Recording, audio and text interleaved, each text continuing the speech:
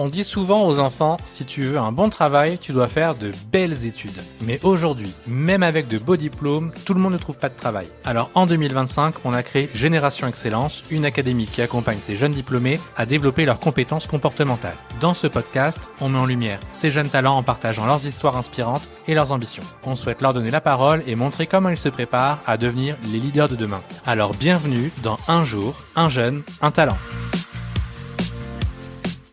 Bonjour à tous, bienvenue une nouvelle fois dans ce nouvel épisode de Un jour, un jeune, un talent qui est notre podcast dans le cadre de Génération Excellence et aujourd'hui je suis avec Victor. Bonjour Victor, bienvenue. Merci beaucoup. Victor, tu as quel âge? Je viens d'avoir 30 ans. 30 ans, ça y est, le cap est passé. Ça y est, difficilement, mais c'est fait. Tu le vis bien? Moyennement, mais je vais m'y faire. Alors Victor, toi t'as fait quoi comme études? C'est quoi ton parcours? Alors, j'étais un passionné de sport, donc c'était presque logique pour moi, parti vers STAPS, avant de me réorienter vers le marketing. Donc, j'ai fait un master marketing ensuite, et j'ai fini dans la communication plus pure et dure entre guillemets, parce que j'avais un cursus événementiel. Et j'ai fait un peu d'événementiel, mais beaucoup plus de com que d'événementiel. Plus de com, ouais. Ouais, c'est pas trop la même chose que STAPS. Enfin, ça reste sportif, mais pas pareil. Non, j'ai bien bifurqué. Après la première année de STAPS, je me suis remis en question et j'ai fini en marketing, ouais.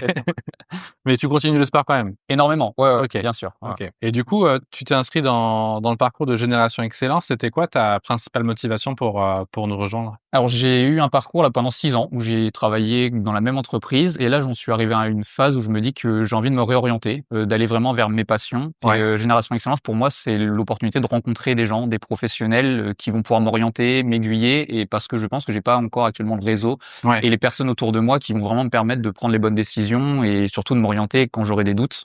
Et pour moi, c'était l'opportunité de faire des rencontres surtout et bien évidemment aussi de renforcer mes skills et ce que je sais faire et je manque un peu de confiance en moi et c'était pour moi l'occasion de prendre confiance sur certains paramètres que je maîtrise encore pas très bien.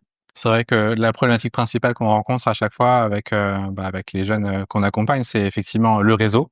C'est le point négatif et puis les compétences comportementales parce que c'est aussi le but de Génération Excellence de vous accompagner sur ce sujet-là. Tu penses que c'est quoi la compétence la plus utile pour toi dans ton futur pro? Alors moi, c'est vraiment la prise de décision. En tout cas, ça faisait partie du parcours Académie Excellence dans les cursus. J'ai vu qu'il y avait un module sur la prise de décision. C'est un gros défaut que j'ai, que ce soit perso ou pro aussi. Ça t'arrives pas à statuer. Prendre une décision. Ouais. Pour moi, j'ai toujours cette phrase en tête qui dit choisir, c'est renoncer. Et je veux toujours tout avoir et je peine à faire des choix. C'est vraiment handicapant même, je dirais, dans ma vie des fois de tous les jours. Et j'ai vu ce module, je me suis dit là, c'est un signe, faut que j'y aille. Il me faut des tips pour ça, pour prendre mes décisions, complètement. Et donc là, pour le coup, t'as pas eu trop de mal à faire le choix d'y aller finalement. Pour ça, non. Maintenant, ça va être dans ma vie pro vers où je vais. Là, il va falloir prendre des grandes décisions. Et là, c'est plus de doutes qui s'installent déjà. C'est plus de doutes. Ouais.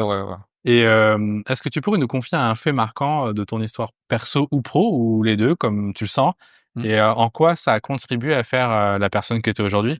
C'est un peu un mélange des deux, parce que c'est un fait un peu perso qui s'est déroulé au travail. Après 2-3 mois de travail, donc dans l'entreprise dans laquelle j'étais précédemment, j'ai rencontré une amie. On a super bien sympathisé, mais ça faisait que 2-3 mois, et elle devait partir en voyage à Lisbonne.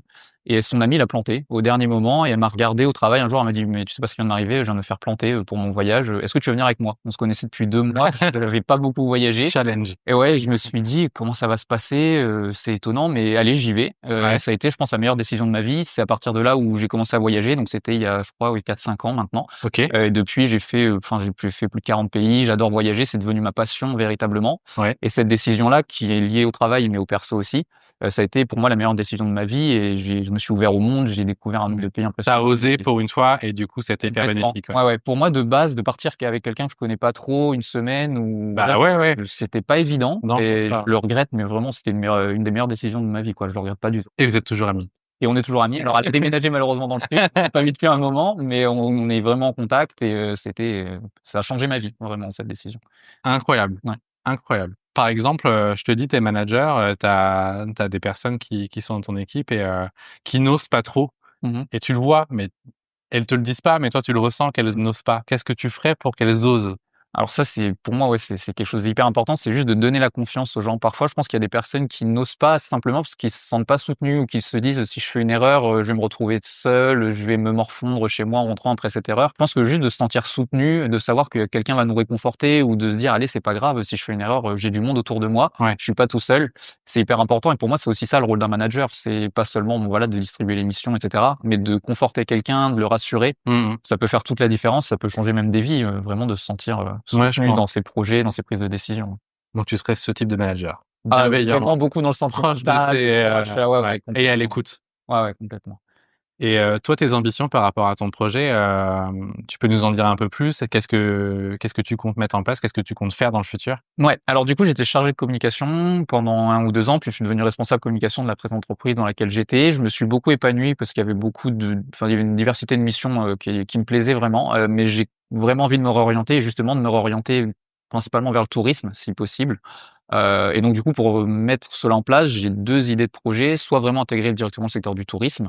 Je n'ai pas encore une idée précise du type de poste, etc., mais d'aller vers ce secteur, soit carrément de lancer mon entreprise dans le tourisme, que ce soit un commerce, je sais, j'ai pas encore une idée précise, mais de me lancer vraiment vers ce domaine. Que ça puisse quand même toucher à ta passion qui est le voyage. J'ai envie d'avoir un métier passion. Vraiment, maintenant, c'est ce qui va m'animer. Le travail que j'ai fait précédemment, je peux pas dire que j'ai pas pris beaucoup de plaisir. Il y a eu des périodes où ça allait très bien, d'autres plus difficiles, mais j'ai pas envie de passer encore 20 ans dans un travail où je me demande même juste le fait de me poser la question, est-ce que je suis bien à ma place? Est-ce que je fais ce qui m'anime? J'ai plus envie de ça et j'ai vraiment envie de foncer vers un métier passion. Ça marche ou pas, peu importe, mais j'ai envie de tenter l'expérience. Moi, je pense que tu as raison. Et puis, de toute façon, les expériences précédentes ont forgé en fait ton avis d'aujourd'hui et ça te permet d'avoir aussi une vision un peu plus claire sur ton futur. C'est ça, exactement. Et pour toi, la compétence la plus importante en entreprise en 2025, ce serait laquelle? Eh ben justement, c'est assez ironique, mais pour moi, c'est pas la compétence, c'est le fait d'être multi-compétence. Pour moi, on est sorti un peu, bon bah forcément du Fordisme, etc., ou une tâche, un métier, une tâche. Même là, j'ai rarement été au chômage, j'ai eu cette chance, mais là, le fait de l'être et regarder les offres d'emploi, j'ai l'impression que des fois, on lit des fiches de poste, pardon, qui font 3 pages, où on nous demande 50 compétences. Et je pense que ce qui est le plus recherché de nos jours, c'est quelqu'un qui sait un peu tout faire, qui sait toucher à tout, que ce soit du numérique ou pas, du relationnel. Et on nous demande de savoir tout faire. Et pour moi, la compétence à avoir, c'est le fait de savoir un peu tout faire et d'être multi-compétence en 2025. Multitâche, polyvalent. Exactement. Et puis adaptable, j'imagine, parce qu'il faut quand même, à mon avis. Exactement. Il faut quand même savoir s'adapter à plein d'environnements de nos jours. Le numérique, le ciel. Il y a toujours des besoins. Il y a toujours des besoins. Ouais, complètement. On va juste changer le rythme de notre petite interview avec nos questions. Je t'ai prévenu quand tu es arrivé que la question 10, c'était une salve de questions-réponses plutôt rapides et elles n'ont aucun enjeu. Il n'y a pas de bonne ou mauvaise réponse. Juste, ça va permettre de te connaître toi et voilà. Ne réfléchis pas trop avec ces questions-là et on y va comme ça. Si je te dis compétences techniques ou compétences interpersonnelles? Technique. Technique. Gestion de projet ou gestion d'équipe? Gestion d'équipe. S'inspirer du passé ou inventer le futur? Inventer le futur. Réfléchir avant d'agir ou agir pour réfléchir? Réfléchir avant d'agir. Être leader inspirant ou expert reconnu? Inspirant. Suivre son instinct ou suivre les conseils? Son instinct. Ouais, je comprends. Avec le truc de partir à Lisbonne, apprendre d'un échec ou apprendre d'un succès? Ah, d'un échec. Donner du feedback ou en recevoir? Donner. S'adapter au marché ou suivre ses convictions? Suivre ses convictions.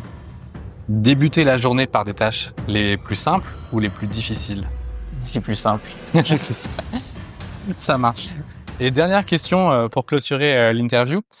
Chez Roll, on a un thème annuel qui est la transformation. Alors, je le répète un peu à chaque podcast. Je pense que les gens ils vont en avoir marre de m'entendre, mais et du coup, ça guide un peu toute notre ligne de l'année sur nos formations, nos accompagnements auprès des structures, des entreprises, etc.